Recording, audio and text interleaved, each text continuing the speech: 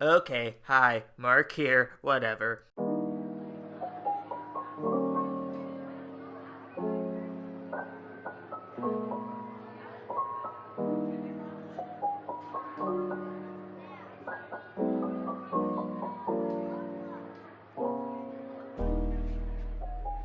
I wanted to say that 2020 was an awful year, and if I could spank it, I would.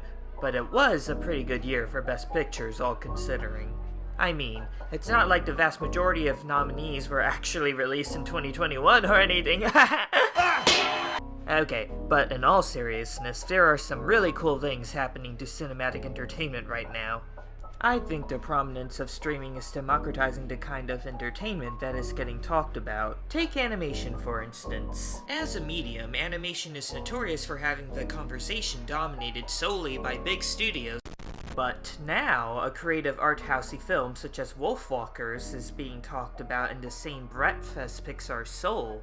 It is no longer that foreign film that people respect but don't actually care about. People in the conversation are actively loving it, and I think that's really cool, even if Soul is absolutely going to win anyways. I think we're seeing something similar happen in the Best Picture race too. Parasite, winning last year, seems to have opened a door for some freaky tastes. We have seen a huge variety of indie films and newcomers sharing the Academy spotlight with the biggest of names in a more even way. Slightly more even way. Again, there's more of a variety, and that is unquestionably better for everyone. And I am going to rank them in front of you because I am a narcissist and I demand to be listened to. There is no escape. I have breached the written medium to scream at you with my voice!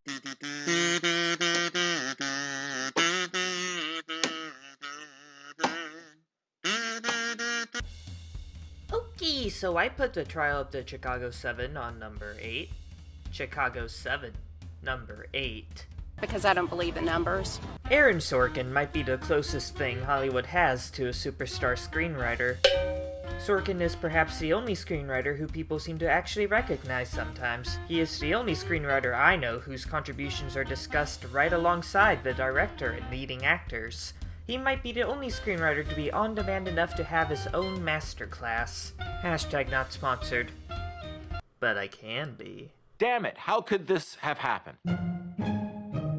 And as an aspiring writer myself, I have no choice but to either love him or hate him. And fortunately, I am very much in the former camp, no matter how certain haters dare slander my white knight of political driller.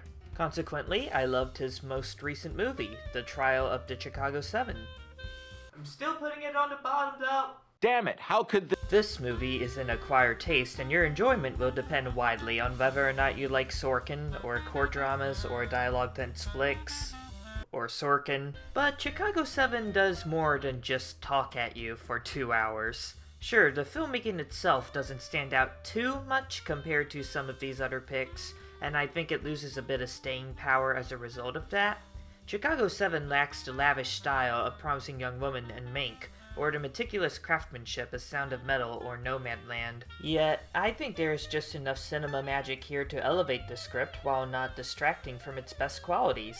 The editing is brisk and kinetic, enabling what could otherwise be a heavy-handed story to feel quick and action-packed. But the movie lives and dies off of its writing, and fortunately the dialogue is as excellent as ever. Chicago 7 is filled to the brim with witty one-liners and moments of genuine contemplancy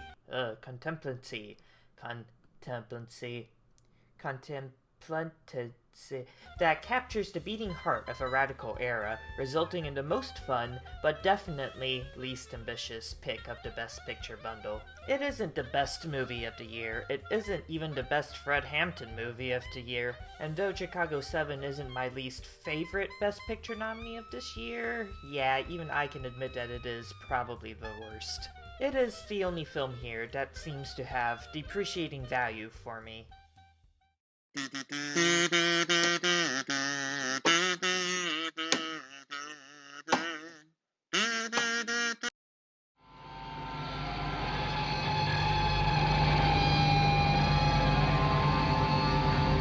Sound of Metal is number 7. This seems off. I admit, I thought I was going to hate this one in the first 10 minutes. Its slow, molasses pacing wasn't doing it for me, and it felt a little bit too indie for my basic-ass mainstream palate. But trust me, you gotta stick with it. Sound of Metal is really great. While it isn't the flashiest selection out of the nominees, Sound of Metal is arguably one of the most unique, and this movie does some revolutionary things with its filmmaking. It is also some heart-wrenching and personal storytelling that, regardless of its darker moments, finds optimism even in the most undesirable of circumstances. This movie tells the story of a heavy metal drummer who rapidly begins to lose his hearing and struggles to adjust to his new disability. It does a phenomenal job putting the audience in the main character's shoes, and I mean this pretty literally, by utilizing long close-up shots and even going as far as to distort the audio for non-insignificant stretches of narrative.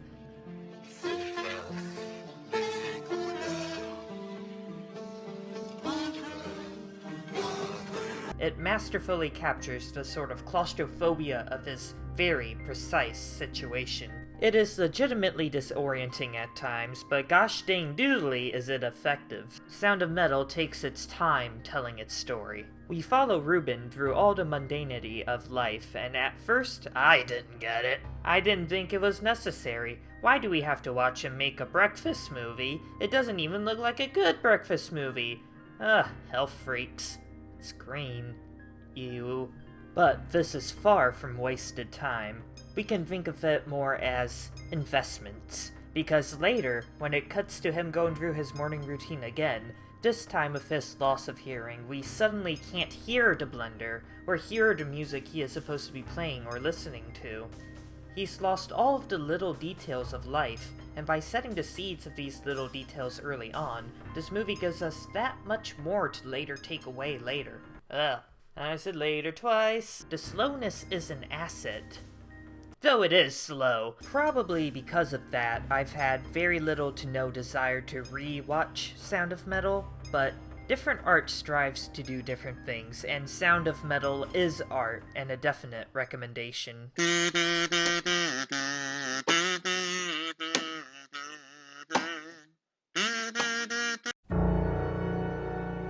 Mank. That is the name of the movie. It is incredibly fun to say. It sounds like some sort of old-timey insult, which is fitting for an old-timey wannabe movie. I have seen Mank several times, mostly out of necessity because my tiny peanut brain consistently failed to absorb this labyrinth of a narrative. Even still, I have a really hard time defining this movie. Directed by David What's-in-the-Box Fincher. This movie is based off of the real-life screenwriter Herman Mankiewicz, as he writes the script for Citizen Kane.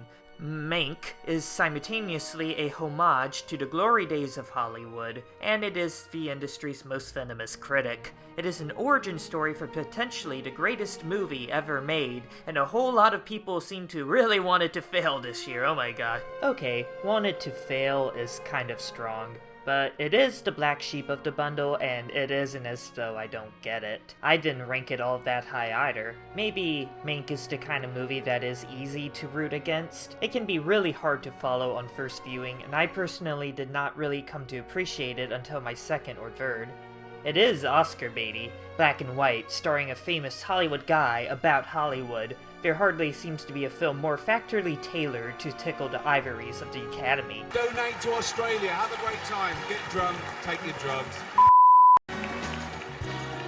But I think it does all that well. Mank is the fullest realized vision on this list. Fincher's commitment to the aesthetic allows Mank to stand out among a very contemporary crowd, like a breath of fresh, lead-infested 1930s air. I love looking at it, and I love listening to it. I am a sucker for that sort of grainy filter they put on everything. It is the auditory equivalent of a nice, toasty blanket. Yet, this commitment to the retro talkie is also a bit of a double-edged sword. While Mank captures a lot of the charms of its film forefathers, it also inherits their denseness and artificiality. The performances are exaggerated, and delightfully so, but there's only so much you can do with that. Dialogue reads more like poetry than conversation, which is cool, but makes its characters feel more like caricatures. It is the kind of movie that lingers in the mind, but it doesn't seem to be best at anything. But I really want to defend this one too. I find it fascinating how Fincher uses cinema's tried and tested tricks to expose the greed of the cinema industry. Mink points out the irony that Hollywood's greatest triumph was largely born out of a hatred towards its very worst qualities. It does all that through sound and theory that does signify quite a lot, even if you have to make the effort to find it a little bit.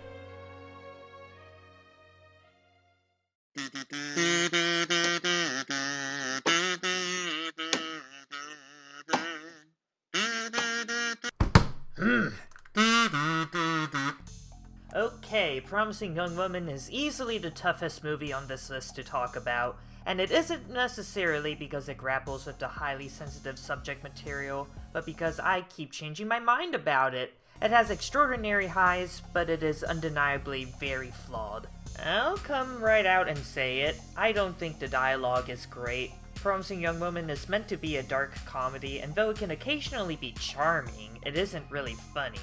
These scenes are really carried by some stellar performances who manage to make these 6 out of 10 conversations feel planet-shattering or, at the very least, natural. My guy, Bo Burnham, lights up the camera. I don't want you to ever think that I think I'm better than people or that I think I know better than people. Anyway, sorry. Okay. This is a song from the perspective of God. And Carey Mulligan should win Best Actress in my opinion, hands down, no contest. Mulligan embodies the vengeful spirit of the flick, while still portraying a genuinely human and broken protagonist. Most of the cast do a really good job, but there was still the occasionally lacking performance that made me realize how stilted and, unsubtle the script writing can be at points. So is it a bad movie? No. Stop it. This film as a whole is almost meticulously interesting. Fennell and team craft stellar long shots that spike the tension. And composition? This film makes the most out of all of the corners of the screen, in a way that is only rivaled by 1 or 2 other movies on this list.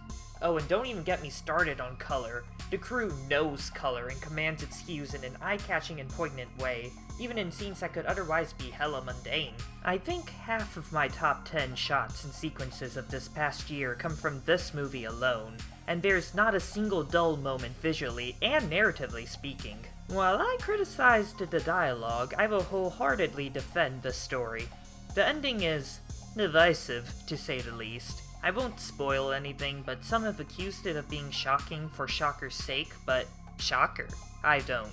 I legitimately don't think the movie could have worked if it ended any other way. Let me put it this way. It does not flawlessly handle a lot of its most sensitive subject material, but when I stopped expecting a tender take on sexual assault, and thought of the movie more as a frontline assault on the kind of patriarchal culture that has enabled sexual assault in the first place, everything suddenly makes a lot more sense. The first 2 musical tracks are Boys and It's Raining Men. I think they sort of set the mood quickly. But let me be clear, the former is a completely valid interpretation to have. The latter is just mine, and it caused me to appreciate it a whole lot more. Well, let me say one more thing. Promising Young Woman might not, in my opinion, be the best movie nominated for Best Picture, but it is easily the one I have thought of the most. More than any other nominee combined, probably. Promising Young Woman knows how to stick. And stick, I think it will. I would place my bets on this movie becoming more entrenched in popular culture as time goes on. Regardless of what the Oscars pick, or what I might think right now, Promising Young Woman will likely be looked at in hindsight as one of the defining movies of the 2020s.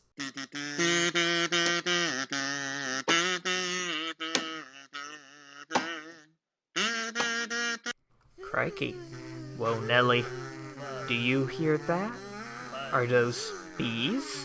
Is there a monolith close by? Am I making a bunch of obnoxious noises by the microphone? No! It's all of the buzz about Nomadland! Click that bell icon for notifications of my next upload. I gotta say, on my first viewing, I got it instantly.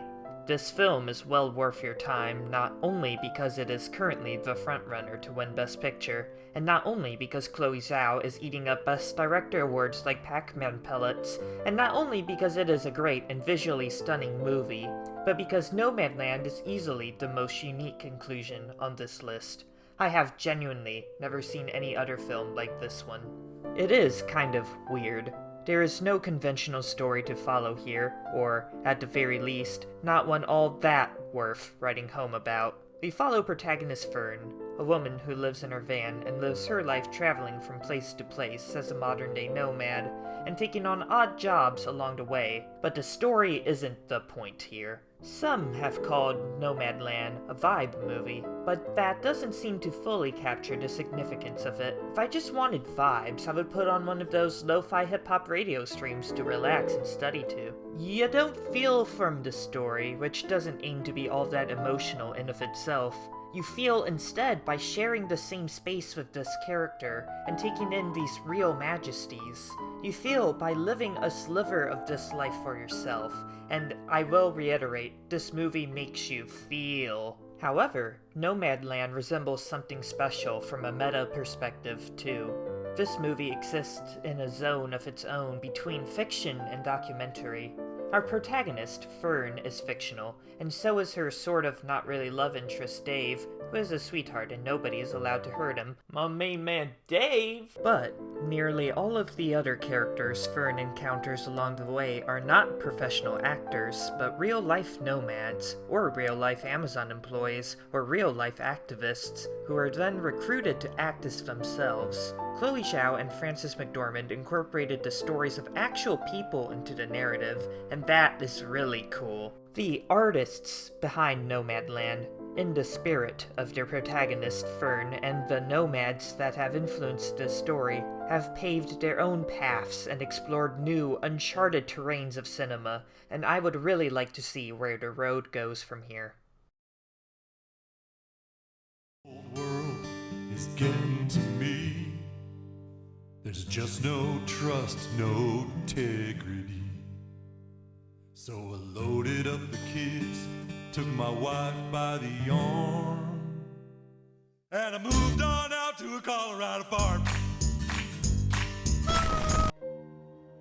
Minari, or as I prefer to call it, We Bought a Farm, or as I also prefer to call it, Wife Tolerates Idiot Husband for 2 hours straight, is emotions incarnate. You will feel every type of way throughout these magical 2 hours, and I know everybody is going around saying that Minari is an emotional experience and all, but well, what else do you want from me? I'm just ahead. Minari follows a Korean family who heads off to Arkansas to start their own farm. It doesn't sound all that interesting, but trust me, it is.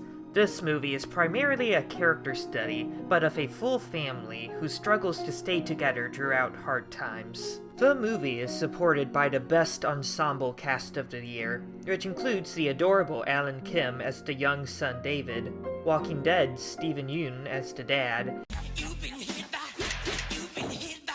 and Yoo Jun-young as one of the most lovable grandmother characters in all of cinema. The characters are the meat, skin, and bones of this story, and Minari understands this. The team puts everything into bringing them to life. I truly felt as though I have gotten to know this family by the end of the film, warts and all, and that is a level of parasocial relationship that is normally incredibly difficult to pull off in just 2 hours, but they did it. Let her in some beautiful shots that make this relatively small scale and unglamorous setting feel like some transcendent, fantastical realm, and a hauntingly beautiful score that gives this humble farm a unique personality and identity. Mix all these ingredients together and you get a masterpiece. Maybe there is a tinge of bias. You see, I happen to be half Korean.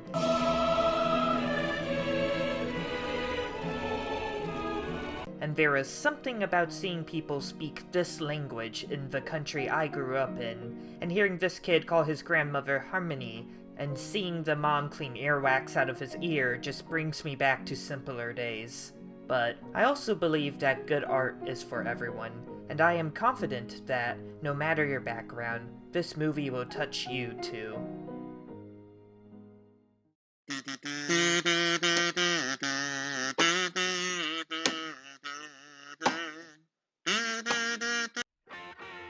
Oh, whoops, it's the best Fred Hampton movie of the year. What are you doing here? Out of all the nominees, I was most excited to watch Judas and the Black Messiah. And no doubt, we gotta blame one of the best trailers I have ever seen for that.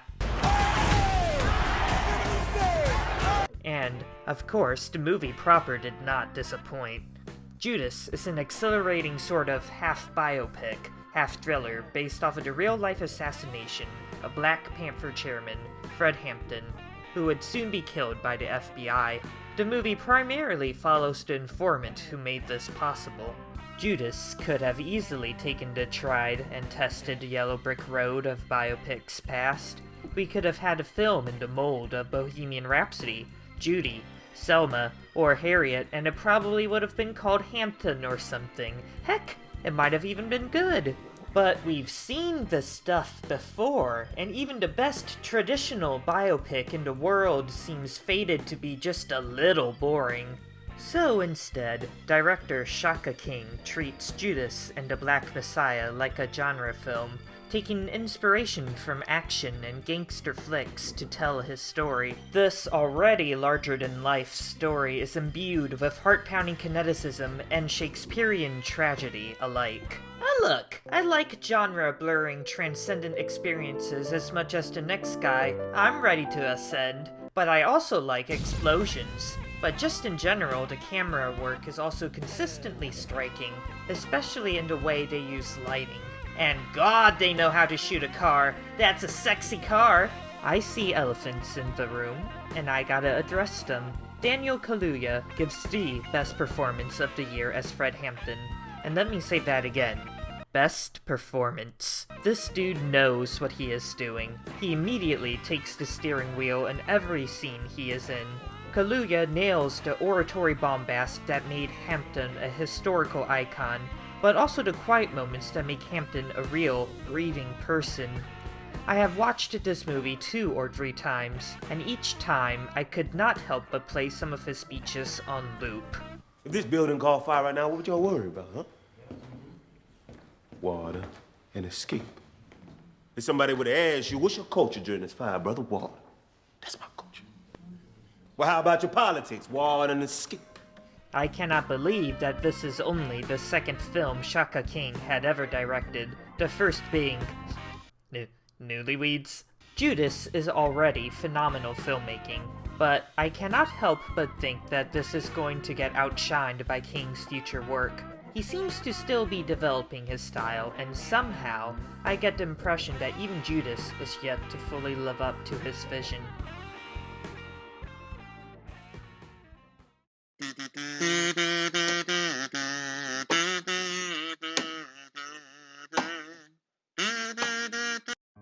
Okay, once I saw The Father, I knew the #1 spot was no longer in contention. This is easily the movie of the year, and nothing else here has even come close. This movie is in a tier of its own, and I would recommend it to anybody.